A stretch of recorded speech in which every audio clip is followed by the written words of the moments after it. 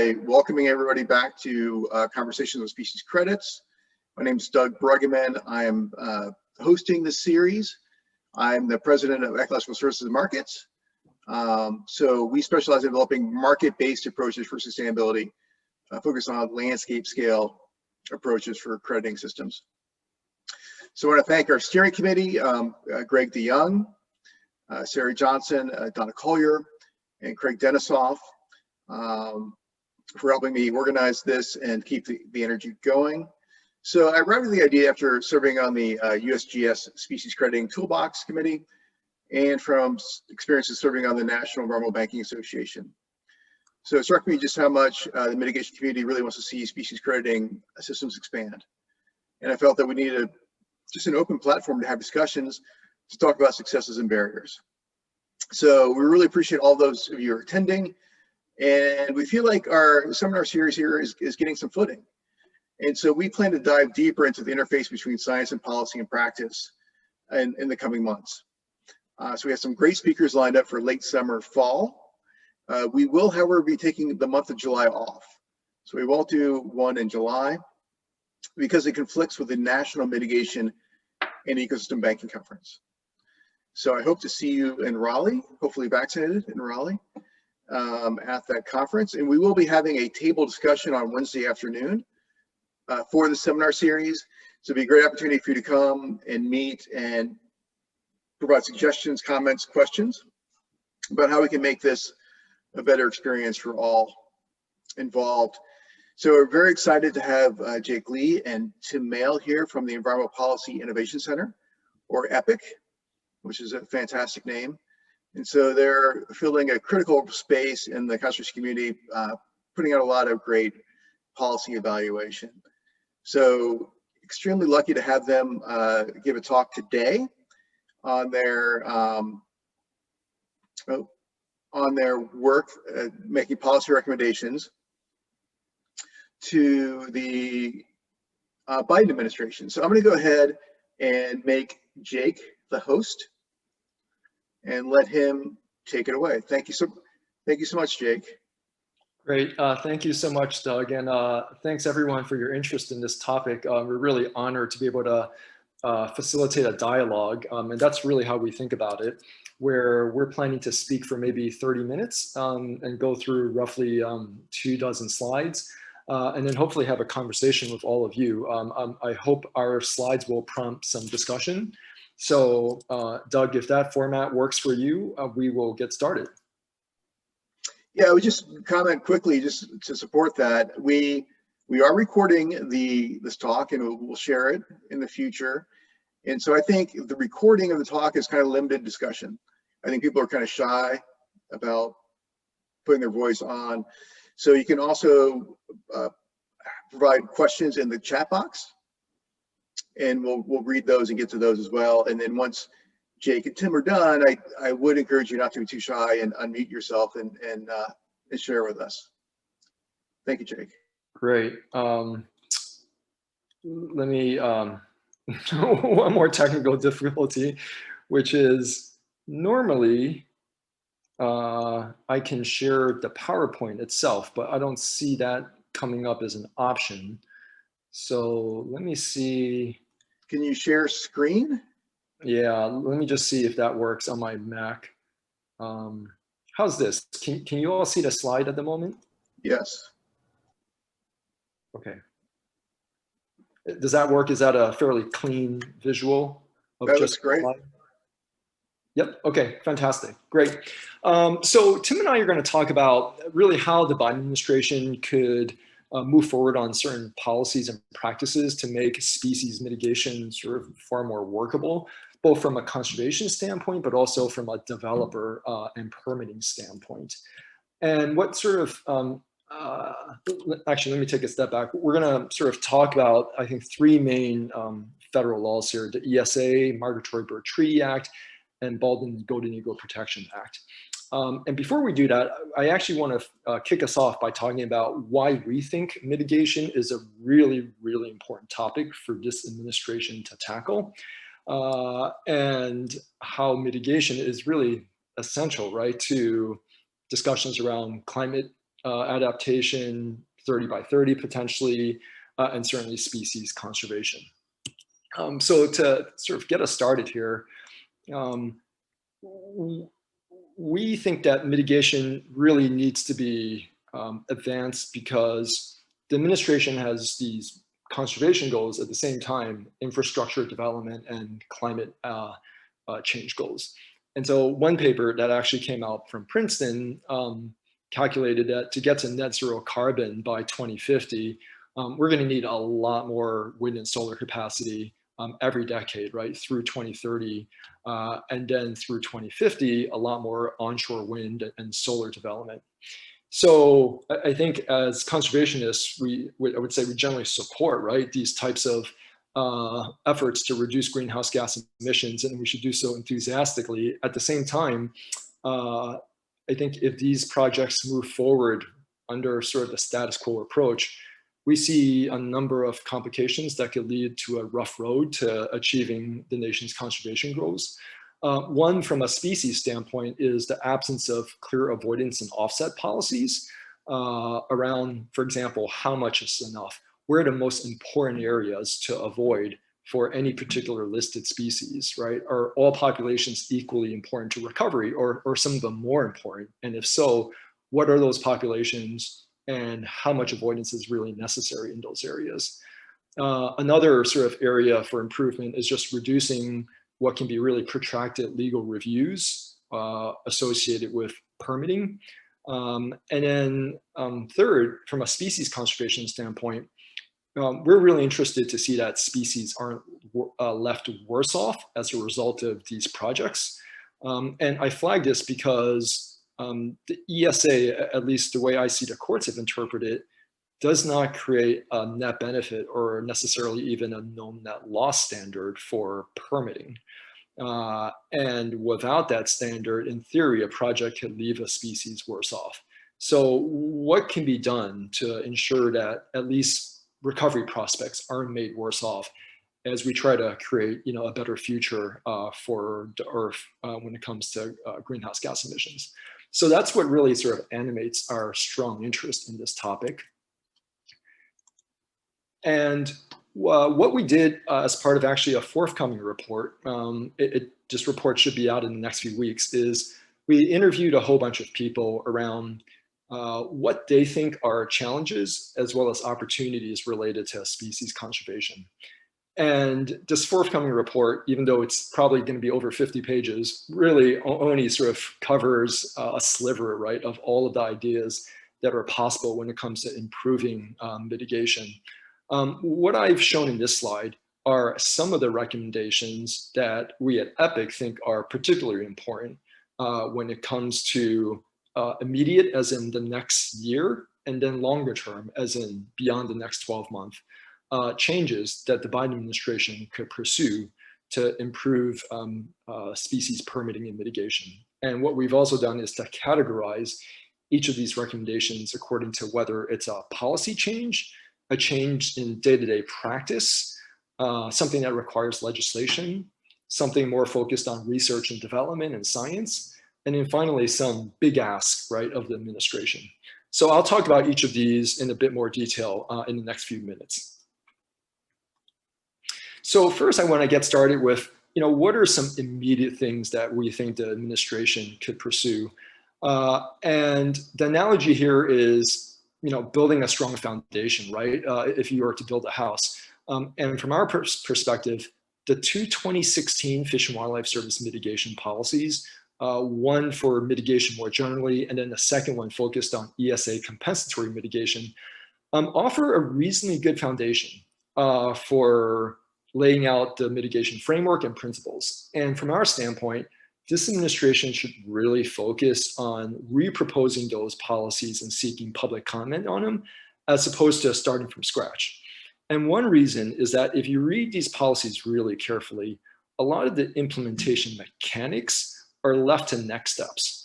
And it's at least my view that those implementation mechanics are going to be actually far trickier than writing the policy itself, right? A lot of the implementation mechanics are going to have to consider differences in species and ecosystems, as well as trade-offs And we think that the administration should really get on the task with figuring out how best to implement what are pretty good policies to start with.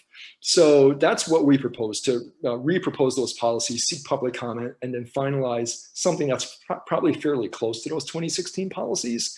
And also from our standpoint, we think the service should really bolster the arguments for the net benefit goal as well as mitigation sequence, because those were two of the most controversial aspects of the 2016 all species policy. And we think that the service could probably do an even better job making the case for why those two elements of the policy are so important if we want to see the ESA actually achieve its goal of recovering species. So we think that can be started easily in the next 6 to 12 months and probably finalized not too long after. And that will lay the foundation for a lot of really good work afterwards. Another one, just a specific idea that came up in some of our interviews, was the need for something along the lines of a Fish and Wildlife Service Deputy Director for Renewable Energy Projects position. This is basically a special position that's created to advance projects that we all want to see, right, to reduce global greenhouse gas emissions, while ensuring, right, that these projects aren't going to undermine species survival and recovery, as well as to ensure consistency and predictability in the permitting for renewable projects, including coordination with the Renewable Energy Coordination Office. So we think that this is an important enough topic, and it's been elevated to enough of a national profile that creating a high-level leadership position within the service really makes sense for tackling these types of projects. Now I'm going to move to some long-term recommendations. These are, again, ones that could potentially be started after sort of a 12-month period. One is something I talked about earlier, really the need for some step-down guidance about how to implement the mitigation policies from 2016. What I've put on this slide here are sort of 4 elements of the 2016 policy that I think require some real unpacking in the next few years in order for mitigation to be effective. And one of them, and this is really at the start of that 2016 all species policy, right, is applying the mitigation sequence to highly vulnerable or irreplaceable resources. I was really pleased to see that language when I first read the policies in 2016, but then sort of it left me scratching my head because I've seen similar language for a long time in ESA permitting efforts. But what I don't see is necessarily a consistent approach to figure out what is highly vulnerable, whether at the species level or at the population level, what's truly irreplaceable versus what can be offset, right? So an example I like to use is when I went out with a bog turtle biologist, I asked them, well, if someone were to destroy this bog, how would you recreate another bog? And the answer is, we don't know how to recreate an entire bog, right? So that may truly be an irreplaceable resource versus we've seen that in the context of carnivore conservation, where there is, for example, take, that can be offset, right, through conservation measures that easily, bump up intrinsic population growth rate or some aspect of fecundity that makes the species as well or better off. So that's, I think, the kind of nuance that is really important to figuring out, can we actually achieve a no net loss or net benefit for any particular project?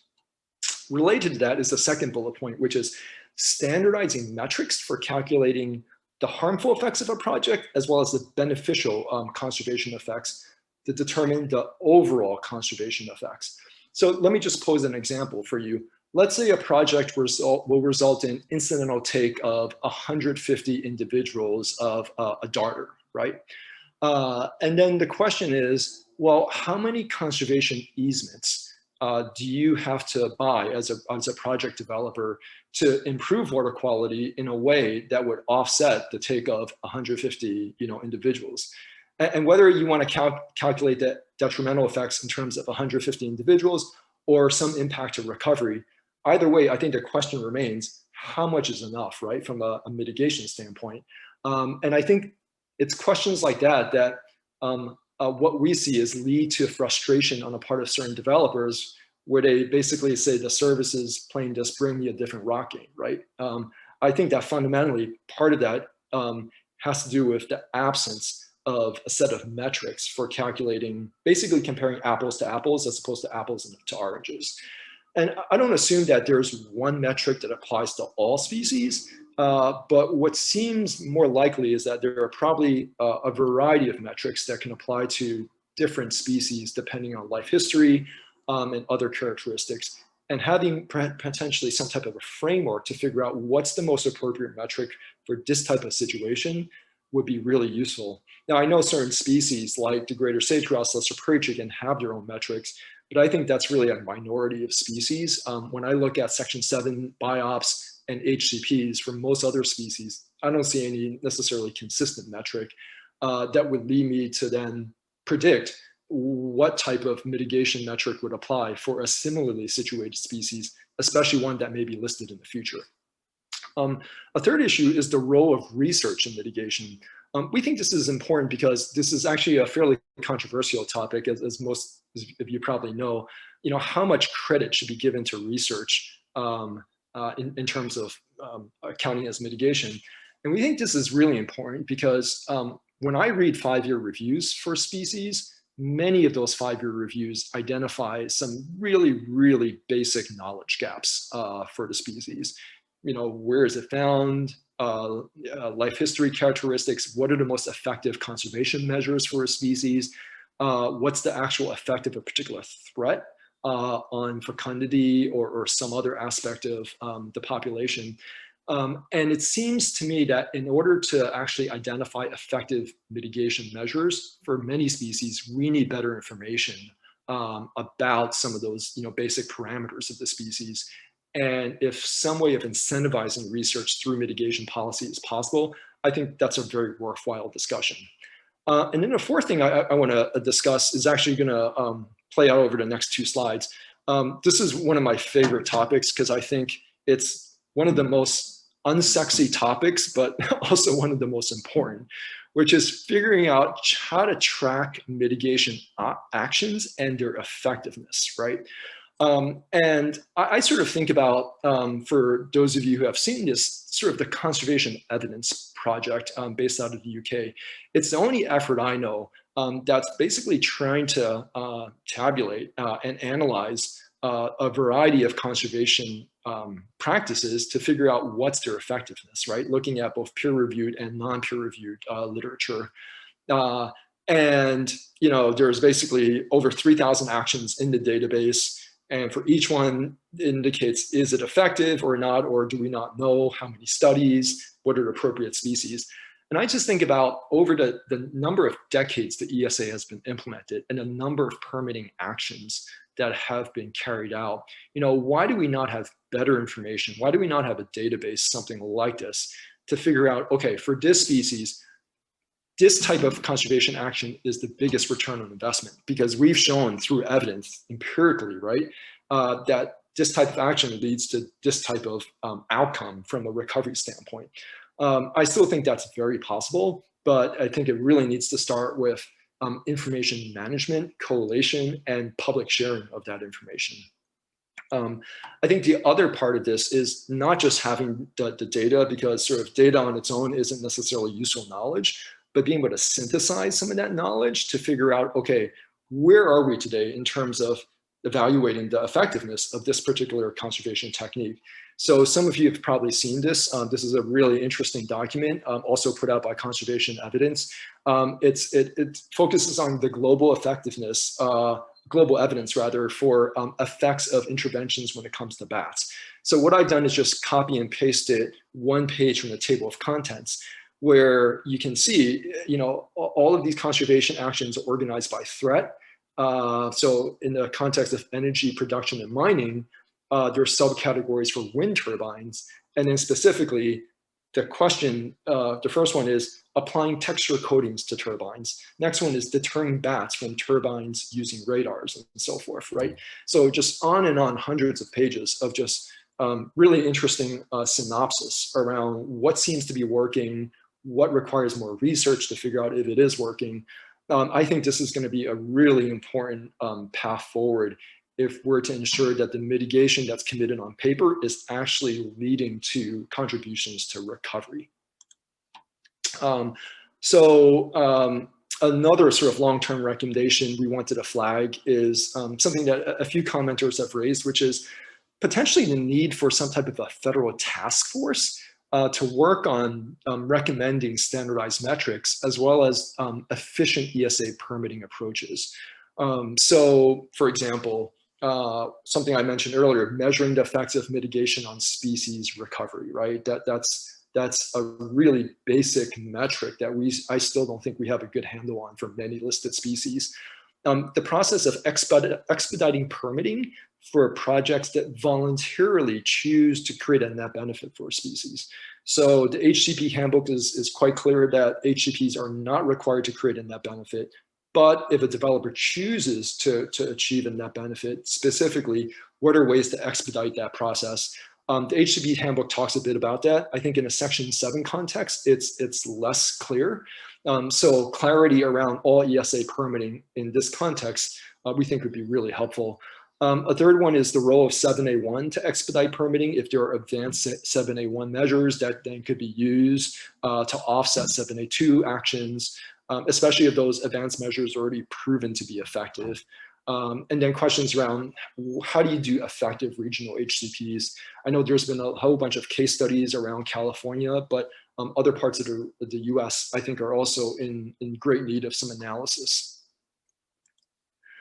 And then I want to talk about specifically the question of species-specific mitigation guidance and how to link it to recovery.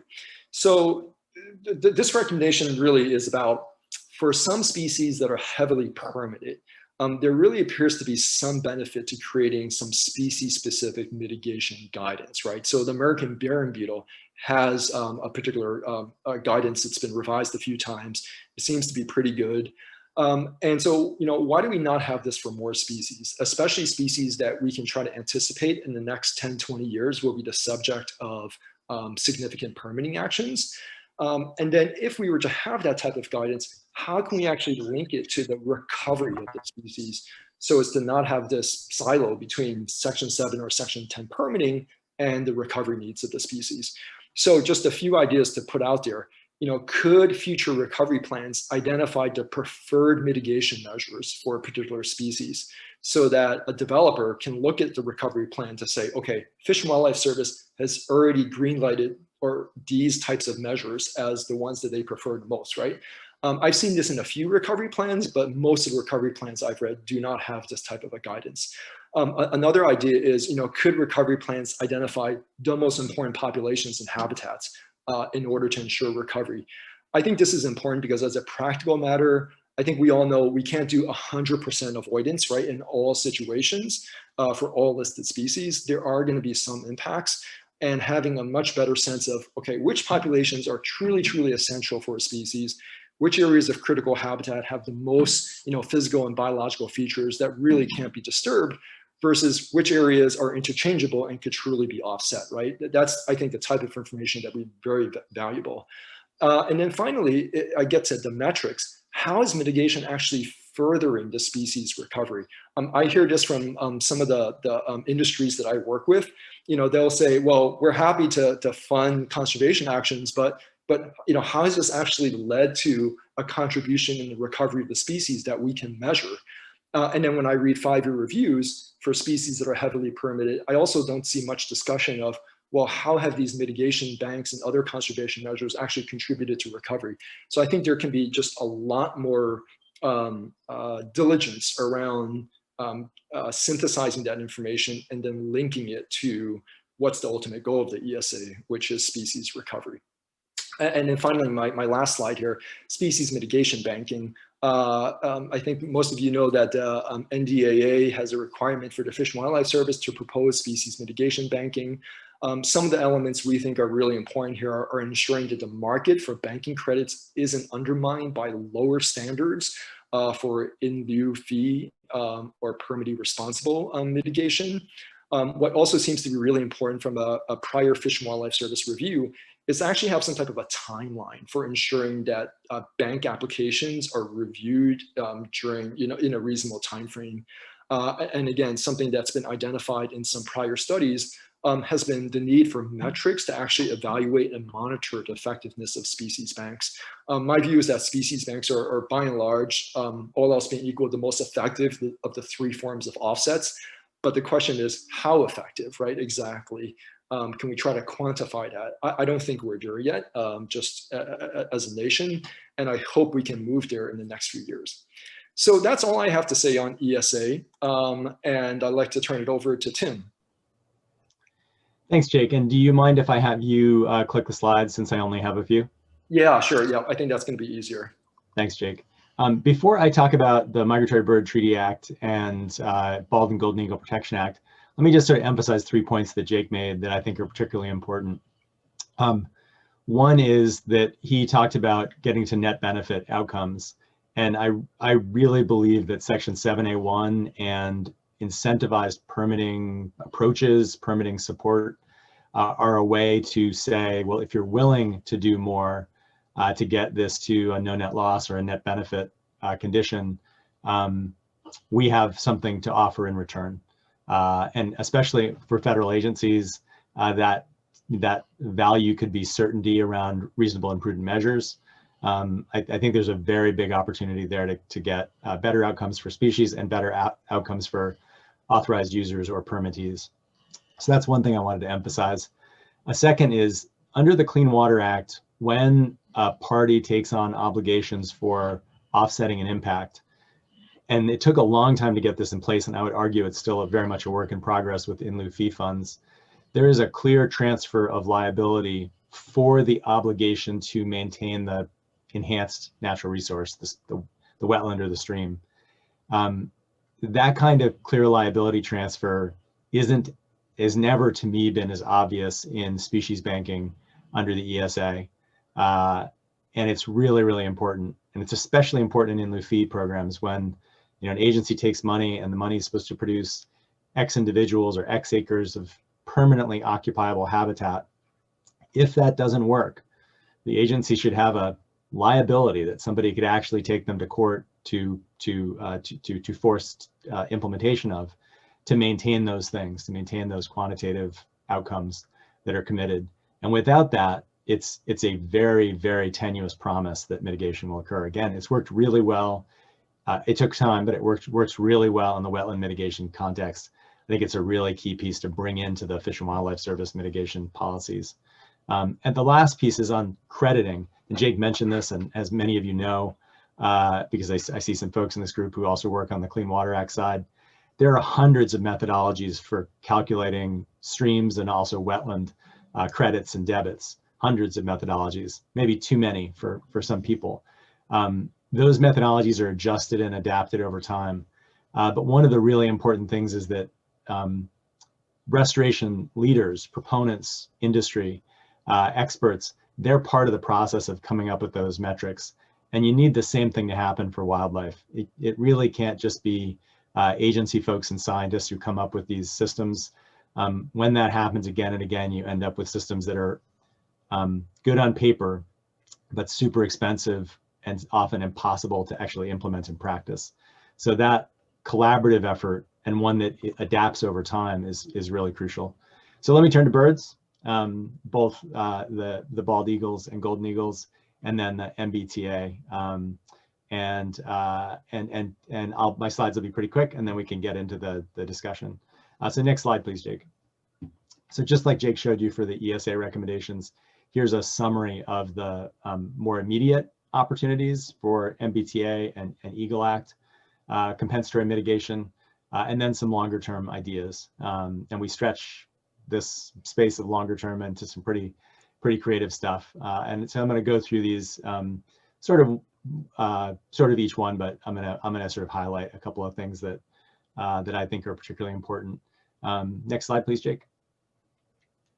So the Migratory Bird Treaty Act space, as some of you know, has been a tennis ball, a football, whatever you want to call it in terms of legal memos from the solicitor's office across administrations on whether or not the law prohibits incidental take.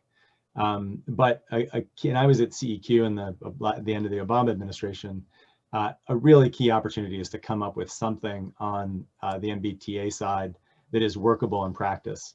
And so there's the opportunity is to resurrect what the agency did at the end of the Obama administration, either, and maybe this is an and, not an either, summarize all the public comments, the kinds of recommendations the agency got, and incorporate those in a new proposal, or just move forward, saying you've taken public comment, have a shorter public comment period, and basically move forward with what was proposed at the end of the Obama administration. If there's an effort to revise that, our recommendation on what to try to fit in to that 2016, 2015 proposal is more clarity around the kinds of avoidance measures and the kinds of offsetting measures that would be acceptable broadly for migratory bird impacts. It's a space where the uncertainty covered by the policy of how much and what types, I think really raises people's fears and allows a lot more hypotheticals to reign in terms of the fear of the regulated or potentially regulated parties having to do some unknown amount and unknown cost amount of mitigation. So that's the sort of most immediate recommendation that we focused on, and this is not maybe not rocket science, given where the administration's already headed on a number of things. Let me go to the next slide, Jake. But then it's sort of thinking about an interim approach. So how do you move beyond what the service laid out in the end of the Obama administration, which was very much of a framework on which to build permitting, but not actually permitting itself, not actually a permitting mechanism. What could the service do? And there are two ideas that we got feedback on. One was to just use basically prosecutorial discretion and create clear criteria where the service would predictably exercise prosecutorial discretion, as long as parties were following a set of sort of clear guidance around a broad set of categories of impacts. And I really think it can't just be renewables. There's well-known impacts by a number of other physical features that we create that cause significant bird mortality. So the agency really should try to develop parallel mitigation strategies for all of those things, and be pretty clear about how consistently it's going to approach prosecutorial discretion.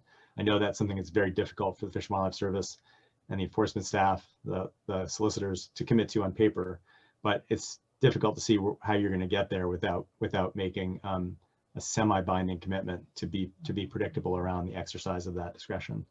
The other is that the agency could move forward with something that looks a lot more like an actual permit program, but call it an experimental program, call it an interim program, use short-term permits, something that allows the agency to get through sort of a faster environmental impact process or evaluative process to put the permitting program in place in just a few years, but that would create clarity around the kinds of approaches you could use to avoid and offset impacts, even if they're unproven, even if despite what we were talking about on the ESA side, even if there's still a lot of uncertainty around whether they work.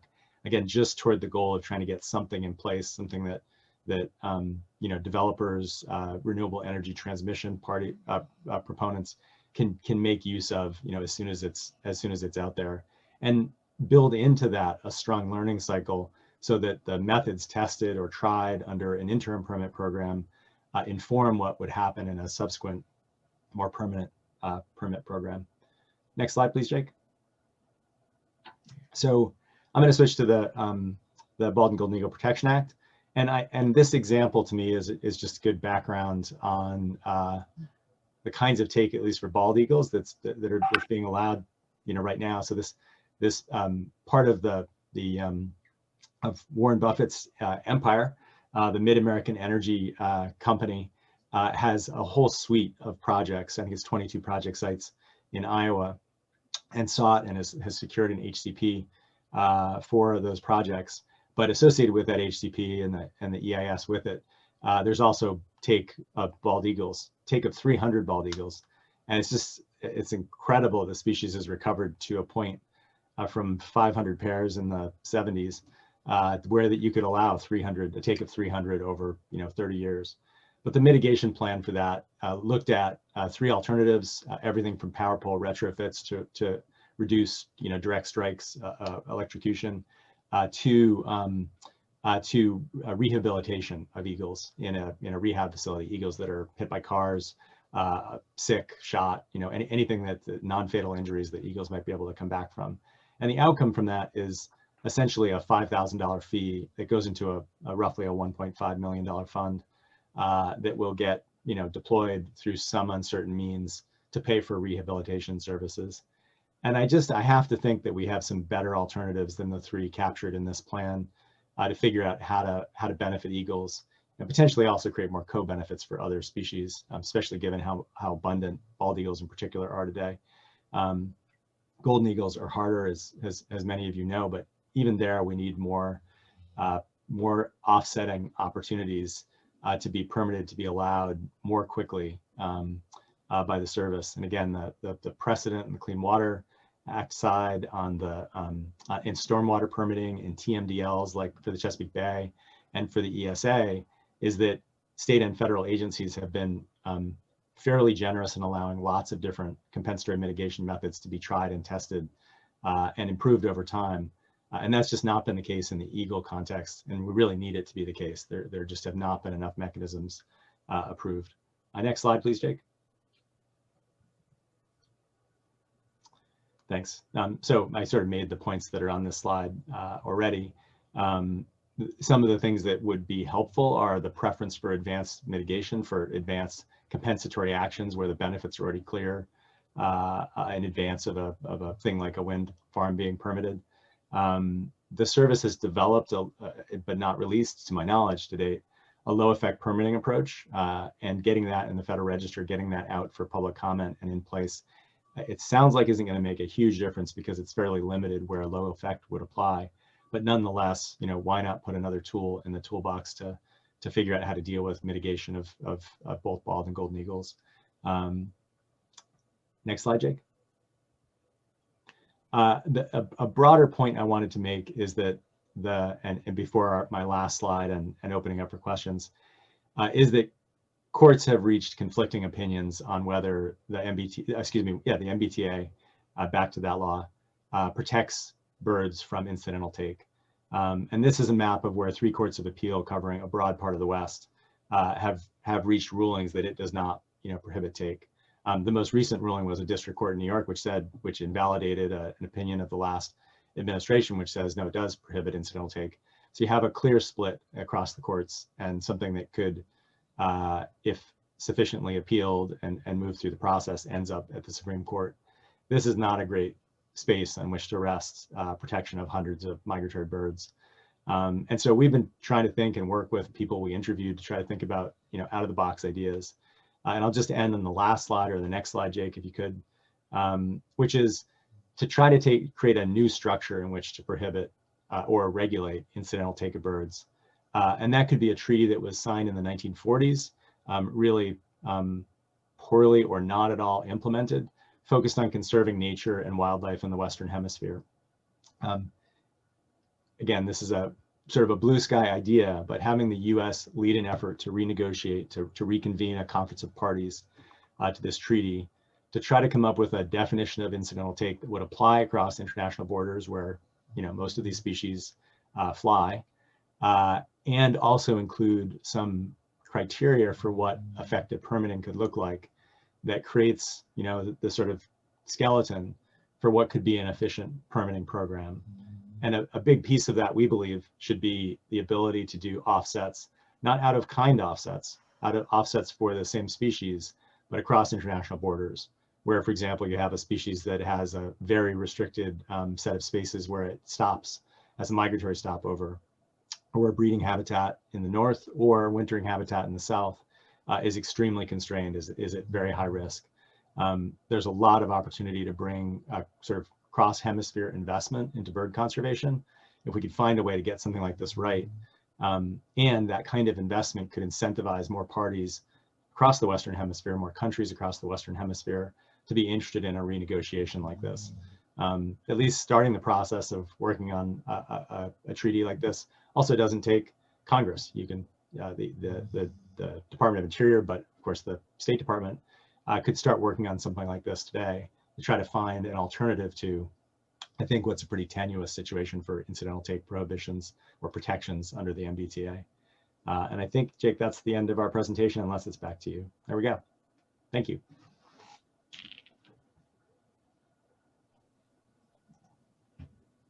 Great. Well, thank you so much. A lot of really big, compelling ideas in that talk. Thank you for bringing that together for us. And I tell you, so I've read, a handful of your reports at EPIC, and there's a lot more detail, but at the same level of compelling, interesting ideas in those reports. So I'd encourage folks to take the time and download those as well. So we have, one question here in the chat we can start with. So Lauren asks, what's the difference between offsets and mitigation? Are there differences in any cases that you guys know of? Or is it mostly the same word as offsets and mitigation, meaning the same thing?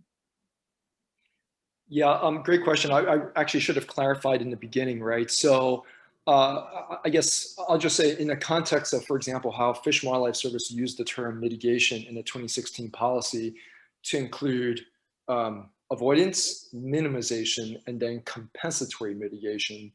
And in this presentation, I was using compensatory mitigation interchangeably with offsets. Great. But it's a great question because that comes up regularly as a source of confusion.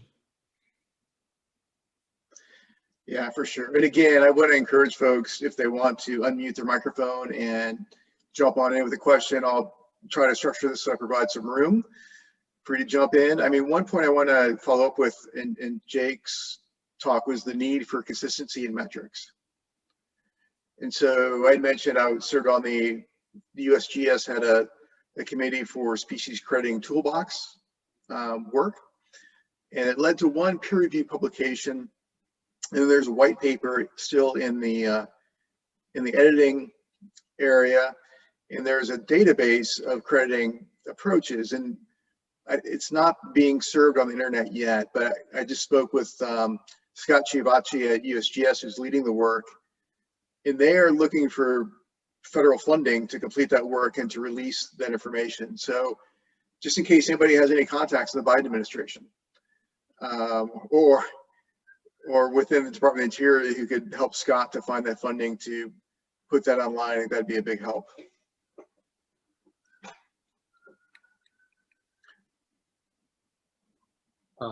Great, sorry. I just stopped sharing my screen so we can see everyone maybe a bit more easily here. Thanks for that note, Doug. I actually just also wanted to, I saw Zoe Davidson just made a comment around hallelujah research, especially for plants. And Zoe, I'm really glad you said that because 56% of US listed species are plants. And when I look at a lot of your 5-year reviews and other documents, they really tend to be almost disproportionately shorter and contain less information than for many vertebrate species. So from a taxonomic standpoint, I absolutely agree that that should be a greater area of focus. Thank you for saying that. And I'll just speak up. And I work for the BLM, and I just wanted to point out that 48% of our listed species are plants, and 78% or 74% are BLM sensitive plants. And we are moving into this really dangerous realm of not paying attention to these BLM sensitive plants, which are headed to the road of listing pretty quick. And agency policy has a deficit there. So I hope that you guys in your advocacy for species with the new administration can consider that issue. And our biggest deficit is research and just not knowing basic life history and how we can protect these species within those confines. So thank you. Thanks, Zoe. Great. So we have one more question in the chat from Van Pittman. How can policy encourage investment in species markets? Tim, you want to start first? Sure. There's there's a number of things, but Jake, why don't I throw one idea out and then you can come up with another. I identified that idea of a preference for advanced mitigation as something that's really important in policy.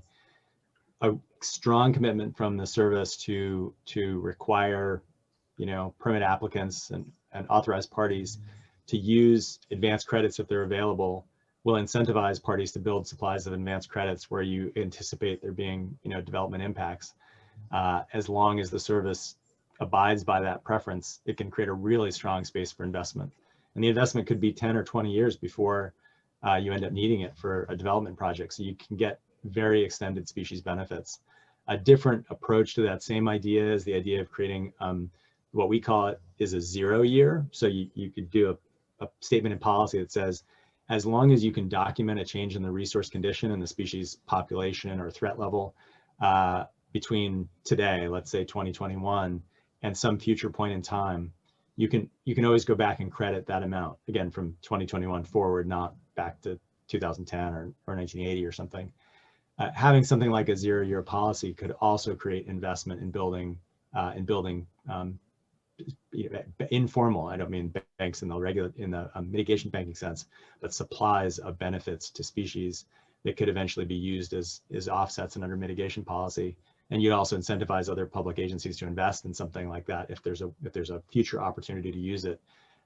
It allows you to sort of skip the steps of going through a formal registration of a bank, of a mitigation site, and just make sure that you're really documenting the heck out of the baseline condition and any improvements in the condition over time. So it also incentivizes research or at least monitoring.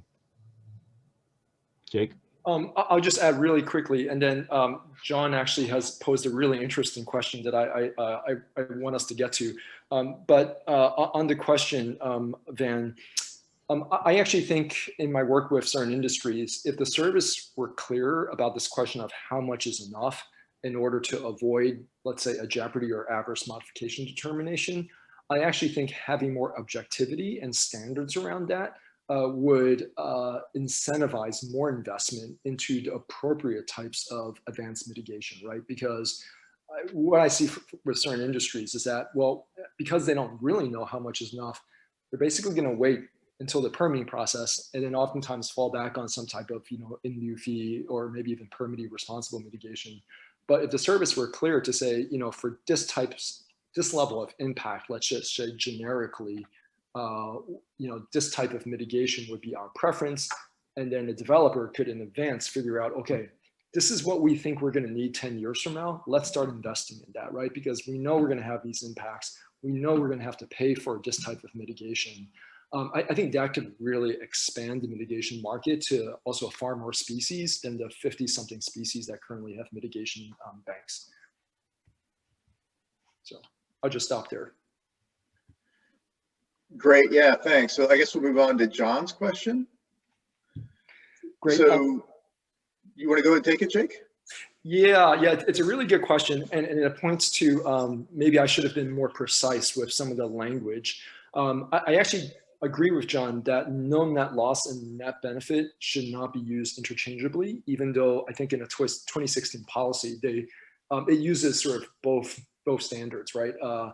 And I actually think there are legal differences between the two, where one can make the argument that to create some type of a known net loss requirement would potentially create takings issues for which, if a permittee is not compensated, potentially create legal issues, versus a known net loss, I actually think is more legally defensible. So with that said, I just personally aspire for a known net loss, maybe with some type of a buffer as a margin of error to adjust for uncertainty in the effectiveness of a particular mitigation action. I think that's far more legally defensible, and it would be much better than what we have today, right? So that to me is like a B+ A- solution without even trying to tackle sort of all the legal issues around net benefit. Yeah, Jake, and I might jump in on that one too. Europe at this point has broadly adopted a no net loss of biodiversity standard. People like my mom now are familiar with concepts like net zero on a carbon perspective, not in law anywhere. You mentioned, John, the no net loss of wetlands piece, also not in law. It started in a executive order and a series of campaign statements from George H.W. Bush. So I think a key misunderstanding around the 2016 policy and an opportunity is to distinguish between a goal of a policy. So if you look across the policy space, what are we achieving versus the requirements on an individual applicant, and the distinction between requirements and the kind of incentive-based approaches that especially Jake talked about earlier. So can you can you build a system that across the permitting and the conservation investments that go on for a species leads toward net benefit or no net loss? Can you get a system where federal agencies are incentivized to achieve no net loss or net benefit outcomes, in particular net benefit, because Section 7A1 sure looks like a requirement to make a positive net contribution to species conservation. So I think there's a way to distinguish between those kinds of goals and frameworks across species versus the individual permit by permit decisions. The presidential memorandum that came out in 2015, and I think the Fish and Wildlife Service and Department of Interior policies were very qualified in saying, where other statutes allow or require with regard to those goals. So it was contextualized even in 2015 and 2016. And so I think for the service to explain, what are some examples of situations where no net loss or net benefit could or should or must apply would be helpful. Great. So we have another question here from Cody. Cody McDonald is curious about, given that trading credits and debits will require establishing banks, what is the review and approval process that the Fish and Wildlife Service applies to validate credits as they're traded? Tim, do you want to start, or I Sure. can? Yeah, I mean, as Jake talked about, you need a crediting debiting system. You need some sort of tool. The tool needs to be transparent. So even if it requires the Fish and Wildlife Service or a state agency to do the sort of ultimate validation verification, a third party should be able to run the model, run the tool on their own, because it needs to be predictable how many credits or how many debit impacts you're going to get from a system like that. An exchange is useful when you have a really big marketplace of options across a mitigation space, an offset or a compensatory mitigation space to choose from. So there's on the Clean Water Act side, there's a Army Corps website, Rivets, that keeps track of thousands and thousands of projects and tens or hundreds of thousands of credits. And there's various exchanges or clearinghouses in development or in use in states associated with Clean Water Act as well. You don't need one of those exchanges. I mean, it's not that it's not helpful, but you don't necessarily need one until you have a lot of demand and a lot of supply, sort of looking for essentially a dating space. It's Tinder for mitigation credits.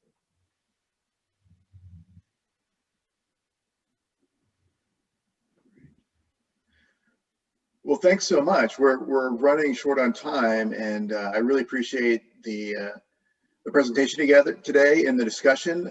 Really a lot of compelling information. I wish we had more time to discuss. And for those still logged on, if you have more questions, you can email me. And we had another. Let's squeeze one more question in here, if you guys don't mind, from Pamela. In the species mitigation space, may also include measures that are not related to habitat restoration or purchase of conservation bank credits.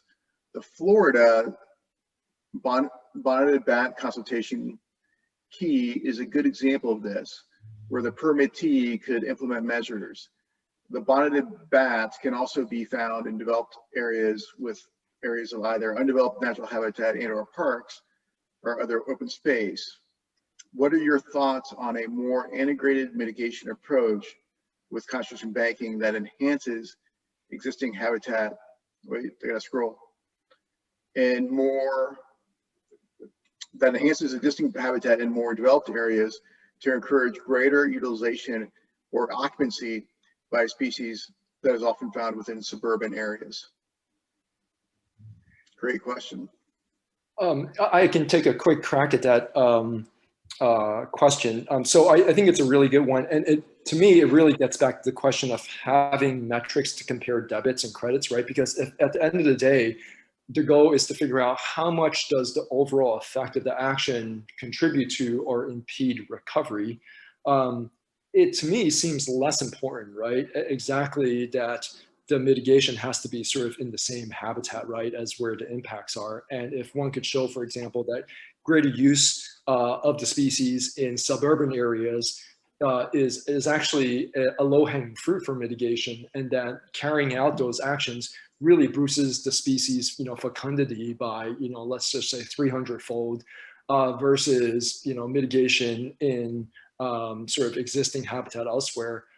That seems to me like a win. And I think the challenge in a question like this is, the question like this seems tricky, right? Because we don't have a good standardized way necessarily for all species to figure out what are the debits, right, and credits, and how do we compare the effects on recovery. So if we had that, I think opportunities like this would be, far more open, I think, to the service and to developers. And Jake, I'll just add to that we also, in the report that Jake mentioned at the beginning that we'll be coming out with in the next couple of weeks, we focus on tribally led compensatory mitigation and offsetting. And there really needs to be a way to allow tribes with all the sensitivity around tribal lands and their rights over it to be able to secure support for siting restoration projects that produce basically a banked credit on tribal lands without having to give an easement on those lands to the federal government or to a, non-tribal land trust. The similar piece of that, and it's back to Pamela's question, is, if you had the choice between two mitigation projects to help species that are otherwise going to have identical benefits to species, but one of them is going to produce co-benefits for a disadvantaged neighborhood or a community that needs investment, I think that's a sort of a ripe space for the Fish and Wildlife Service to think about helping pay some of the differential costs if, for example, conservation in that area is more expensive in order to site banks or restoration activities, closer to developed areas. Again, if the sort of species benefits are quite similar. So I think those are opportunities, and they're sort of case by case. And the bonneted bat is an interesting example that I'd love to learn more about. Great. Well, I wish we had more time, everybody. This has been a great discussion, and thank you again to Jake and Tim from EPIC for giving us a window into their very critical work right now. And we look forward to future discussions. And we'll be back in June with a presentation to be determined in the next couple of weeks. And hopefully we'll see you in Raleigh at the National Mitigation Ecosystem Banking Conference. And it looks like folks had trouble with the Eventbrite link to the talk. So I might be buying about 40 beers at the conference for folks. I'll figure out what happened there and fix that. And thank you again, and have a good weekend. Great, thanks everyone. Our email is in the chat in case any of you want to reach out to either of us. We're always happy to talk. Okay, thank you, bye. Thank you.